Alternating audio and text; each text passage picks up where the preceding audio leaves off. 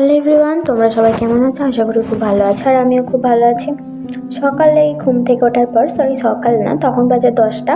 তো ঘুম থেকে ওঠার পর টিফিন করার পরে একটু মাঠের দিকে যাওয়া হবে, কারণ ধানগুলো আনা হবে। তো সেই জন্য পিসি, পেশা, আমি আর প্রিয়াঙ্কা গেছিলাম। তো দেখো এখানে ধানগুলো সব নিয়ে বোঝা করা হচ্ছে। আমি, পিসি, পেশা সবাই করছে। প্রিয়াঙ্কাকে বলে তুই একটু ফোনটা ধর।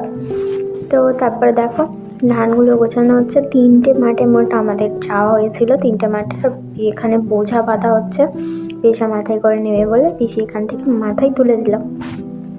তারপরে আমি আর প্রিয়াঙ্কা যাচ্ছিলাম, ব্যাস গল্প করতে করতে গেলাম, গিয়ে সেকেন্ড মাঠে গেলাম। তারপর সেখান থেকেও আর একটা বোঝা করে নিয়ে দেখো এখানে একটা গরু খালে আমার দিকে বারবার আসছে। আমি চলে যাচ্ছি, ও আবার আসছে।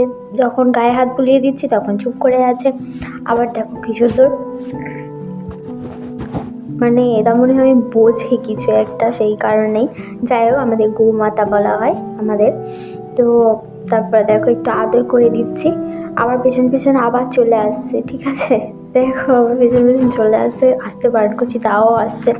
তারপর আস্তে আস্তে আমি পড়েই গেছি। ঠিক আছে, মানে খুব জোরে পড়ে গেছি। এই যে মাটিতে যে গর্তগুলো ছিল না, সেইগুলো মানে এত জোরে আমার হাতে পায়ে লেগেছে, আমি মানে পড়ে গিয়ে কাটছিলাম সঙ্গে সঙ্গে। তো যাই হোক, পড়ে গেছে, হাতেও লেগেছে খুব জোরে। তারপরে প্রিয়াঙ্কা আবার আনলো তুলে।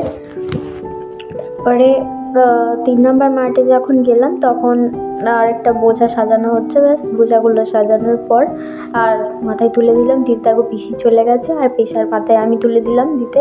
এবার পেশা চলে গেছে, আর খুব ভারী তো আমরা নিতে পারবো না, চাইলেও নিয়ে আসতে পারবো না। তো পেশা নিয়ে যাচ্ছে, হয় সামনে পিসি যাচ্ছে, আর এই প্রিয়াঙ্কা আর আমি এবার বাড়ির দিকে যাচ্ছি।